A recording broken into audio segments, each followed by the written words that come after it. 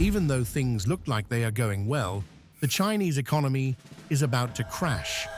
People can see that there is good growth in the numbers, but the truth is much more complicated. The policies that President Xi Jinping has put in place are slowly hurting the economy, even though he is in charge of the country. Even though it might look like China's economy is doing well, it really isn't. But cracks are starting to show up below the surface. Xi, the leader who seems soft, is slowly but surely getting to the heart of the economy, even though he doesn't mean to. It's possible that what he did will bring down the economy of the whole country. One question that could be asked is why the country is failing while he is in charge. Shouldn't he be seen as the leader of the country and the architect of its armed power? A few words that don't seem very important can be used to say it: centralized power. Official sources in Beijing are calling 2023's 5.2% growth rate a huge win, especially since 2022 wasn't very good. Xi Jinping might even feel a little proud of himself for beating the US. There is one important fact that Beijing conveniently leaves out, though. They invest 40% of their GDP every year, which is twice as much as the US. Some experts say that the 5.2% growth doesn't look as good as it really is because of all this spending. So the number might not be a sign of how well Xi is leading. Instead, it could just be a way for him to boost his own ego and hide bigger problems. This shows how centralized power can't do everything. Xi has made it his goal to strengthen control ever since he took power. Everything important in China is now directly controlled by the so-called president, who has a very tight grip on the country's economic policies. This method is very different from China's usual ways of doing things. Instead of depending on the nation's past system of making decisions as a whole, Xi has worked hard to consolidate power, combining the Chinese government with the ruling Communist Party. How he treated China's premier, who is the second highest figure in the government, is a clear sign of this change in power. The premier used to be in charge of the country's economic strategies before Xi took over. In this setup, the prime minister consulted with a group of experts, and the policy's success depended a lot on the quality of the experts who were involved. In the past, the president's part in economic issues was mostly symbolic. Usually, the president would talk about the policies that the minister and his team came up with, while also focusing on China's bigger strategic goals. That relationship, however, changed a lot under Xi. As soon as Xi took office, he decided that China's economic policy needed to change. He wanted to focus on security and common prosperity. His goal was to close the gap between the haves and the have-nots so that more Chinese people could share in the country's wealth, which is a good goal. Xi, his minister, and the group of economic experts who used to make policy quickly lost trust in each other because of this change. Because Xi didn't like the ideas and plans they came up with, he slowly took away their power and took control himself. By doing this, he turned himself into a one-man expert team who had to answer to no one but himself for economic policy decisions. Experts say that the result is China's economy being almost completely disorganized, which is often hard to see from the official numbers coming from Beijing. The Hong Kong University of Science and Technology's Carsten Holtz, an expert on the Chinese economy, says that Xi's policies have made it harder to understand how the Chinese economy really works. With worries like an over-indebted property sector and commercial banks with questionable loan books, he paints a picture of a system that is very chaotic on the inside, even though it seems strong on the outside. China's National Financial Regulatory Administration, NFRA, is a great example of how Xi is at the center of all this chaos. NFRA seems like a good idea at first glance. CNN says that the creation of this new agency in March 2023, which will replace the China Banking and Insurance Regulatory Commission, CBIRC, is the most significant government overhaul in decades.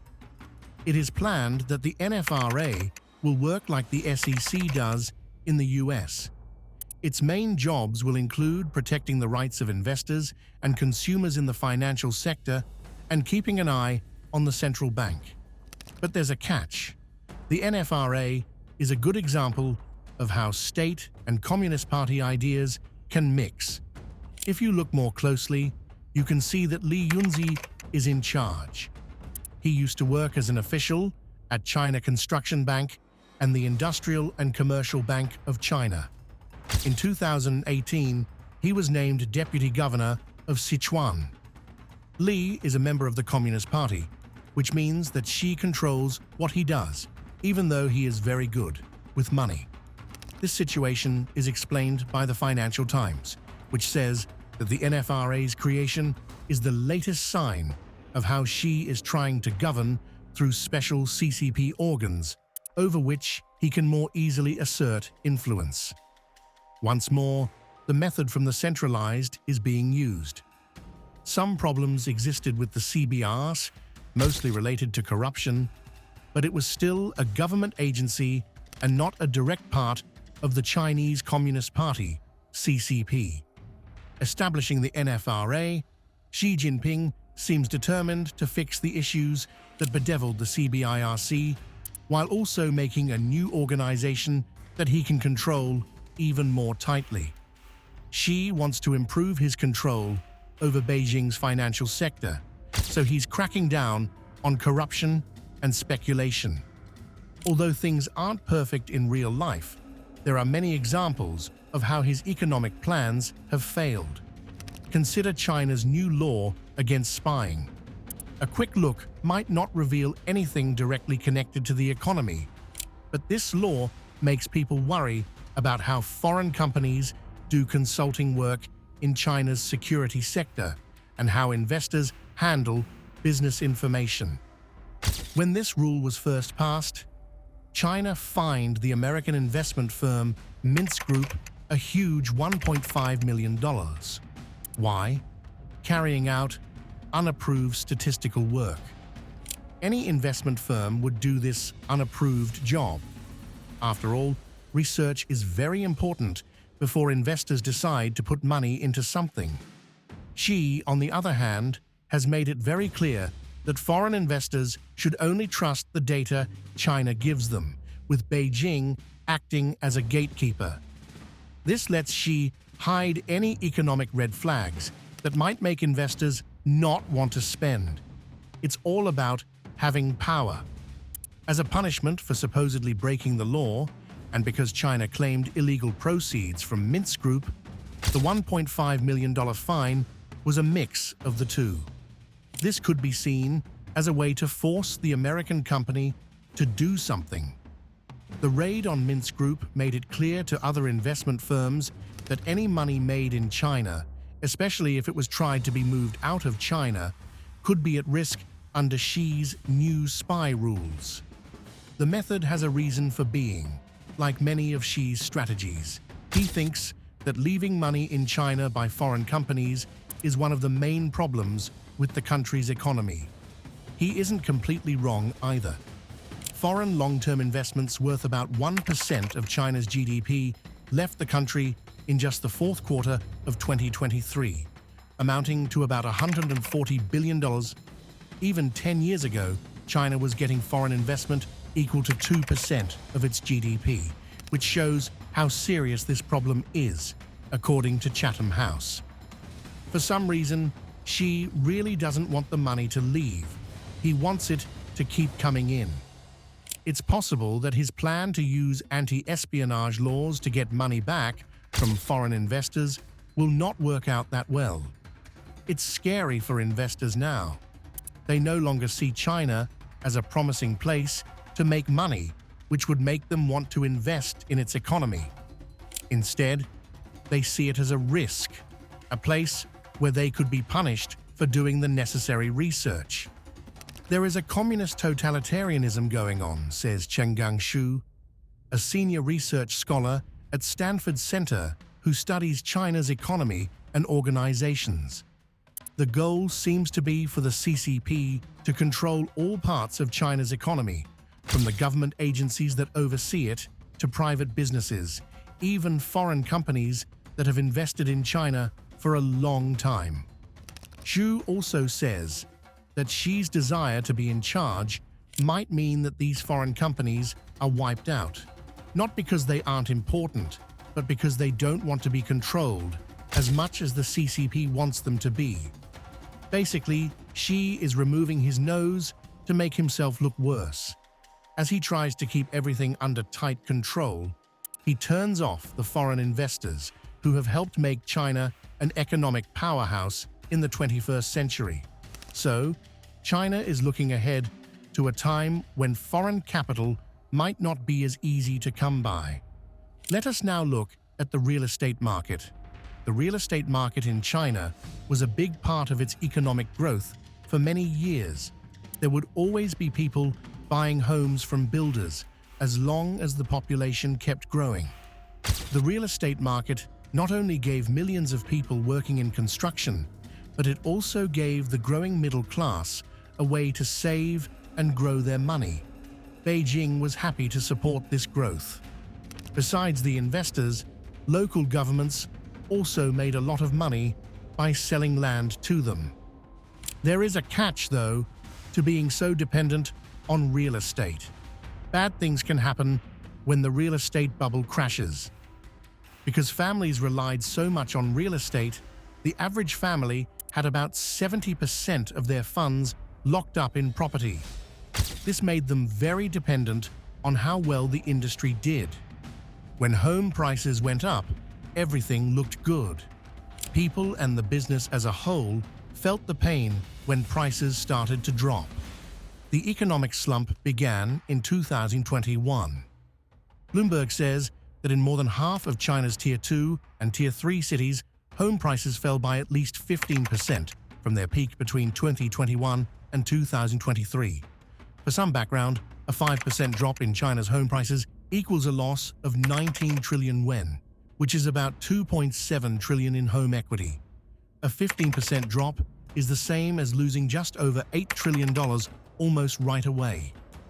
Xi's measures in the property sector are the main cause of these huge losses. Xi Jinping took over a lot of China's real estate problems. The sector had been an important part of China's economy long before he became president, and he at first let it stay that way. However, about 7 years into his presidency, Xi cracked down on the real estate growth market in an effort to stop developers from taking on too much debt. For example, in 2018, the Chinese real estate market was very unstable. Bloomberg says that in China, real estate made up almost 20% of the country's GDP, but only employed 2% of the workers. Most of the 16 million people who worked in the industry were migrant workers who spent long hours on building sites for low pay. They were building houses that they would never be able to buy, while those at the top made a lot of money off of their work. Some might say this is a part of business, but it's not exactly a way to make the economy grow. If workers in an important area are having a hard time making ends meet, you can't expect them to make a big difference in the growth of the economy. While Xi did admit that graft was a problem that he had allowed to get worse, he also took steps to fix it. Hui Kaiyan, the head of China Evergrande Group, was investigated, which makes this clear. 3 years later, after Evergrande stopped paying on a lot of dollar notes, Kaiyan was looked at more closely. By that time, he was China's richest man. But it was too late for Xi's crackdown on the building industry. Bloomberg calls the way real estate developers worked under Xi's rule a pre-sales model. People could buy apartments up to 2 years before they were ready, which gave developers early running cash. The idea was simple.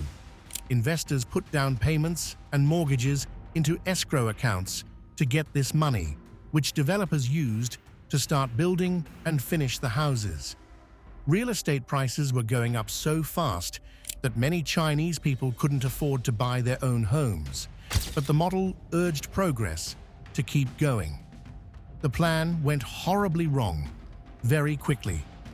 Around 10 times as much unfinished floor space had been added to residential building projects by 2020, when Xi's crackdowns finally started to happen. Because these crackdowns slowed down building, many companies lost money and couldn't finish the homes they had already sold to customers. By 2023, the number was shocking: 18 unfinished homes for everyone that was finished. We have a mess with our money right now. Some might even say that Xi was not interested in the changes that were happening at the time, which let companies work without being stopped. This caused property values to rise for the middle and upper classes, while the average person was priced out of the market. A lot of China is now going through a growth crisis. The affordable homes that were supposed to come up aren't happening, and property prices are falling so fast that buyers are losing a lot of money.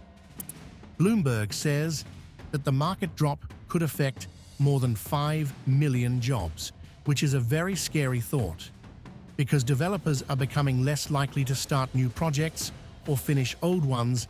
Migrant workers who count on construction jobs for their income may be in a very bad situation. It affects a lot more than just these people.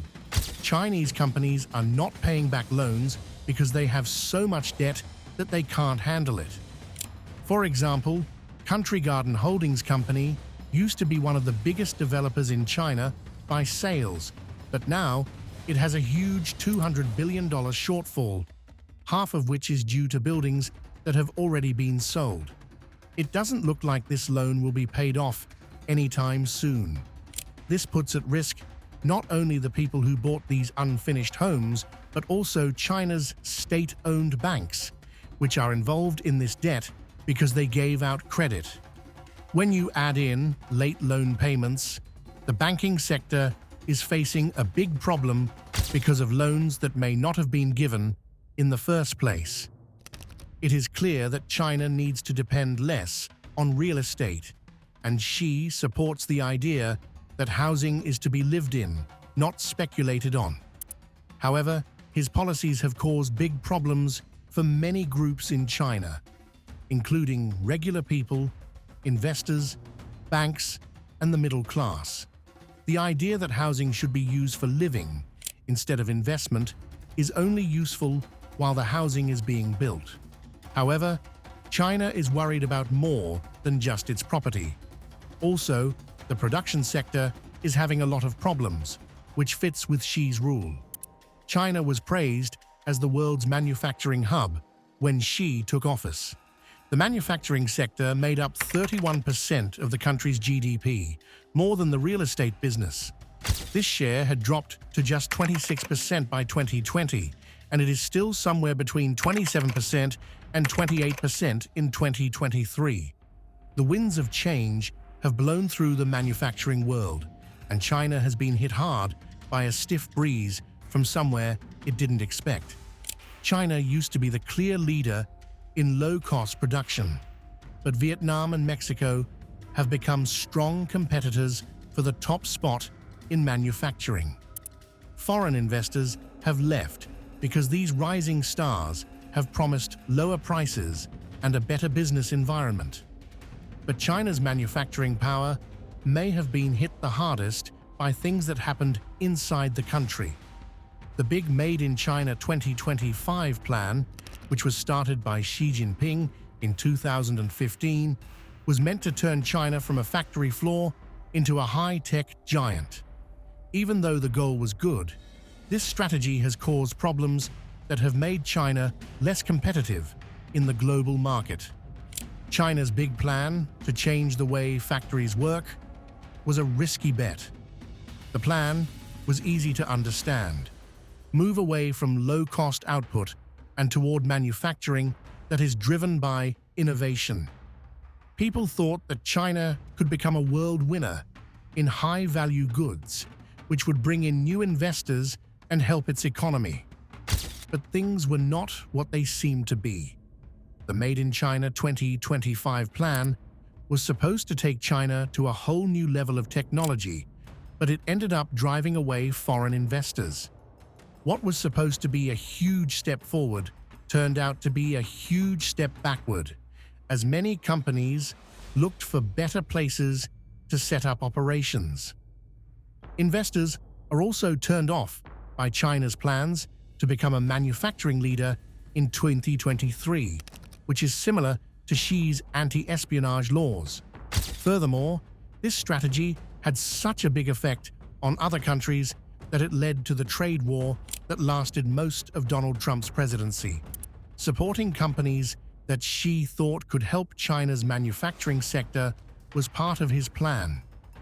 So far, Beijing has not said which companies have gotten these subsidies, according to the Center for Economic Policy Research, CEPR. However, the specifics of how the CCP is helping some Chinese manufacturers are still a secret. This is another example of how Xi's top-down economic method is making things hard for China. While China had good intentions with its big factory plan, it turned out to be a bit of a boomerang. The Made in China 2025 plan didn't help Chinese businesses. Instead, it caused China's trading partners to put trade restrictions and tariffs in place. China is having a hard time with its economy because of Xi's strikes. Its once dominant manufacturing sector has been hit hard. There have been many effects. China's property and manufacturing sectors have been hurt by Xi's centralized method. Foreign investors have also fled the country, leaving it feeling alone and in need of a financial lifeline. And the damage isn't just happening on the world stage. Xi's actions are also making things worse in China. Xi's crackdowns on the housing market in 2020 made it harder for regional governments to pay their bills. Before the crackdowns, land sales brought in about a third of the money that the local government needed. By 2022, this had dropped to about 10% because investors who were having trouble making ends meet could no longer afford to buy land. Meanwhile, China's National Bureau of Statistics says that by 2022, 86% of all local government spending will have been taken care of. It's not just Xi's fault that local governments are having a hard time with money. Since the changes to the tax-sharing system in 1994, local governments have had to deal with more money problems. Before the change, more than 75% of China's income went to local governments. By 1994, their share had dropped below 50%. It has slightly gone up since Xi took power, but it is still a problem because they are responsible for a lot of spending. Most of the time, Xi has ignored these money problems, which puts local governments in a tough spot. The way Xi handles local government funding has indeed made things risky. During his first term, he paid off 12 trillion yuan, $167 billion in local government financing vehicle LGFV debt. By 2022, the total amount owed had grown to 57 trillion yuan, 7992 trillion. This is almost 48% of China's GDP, which is almost the same amount that the country borrows.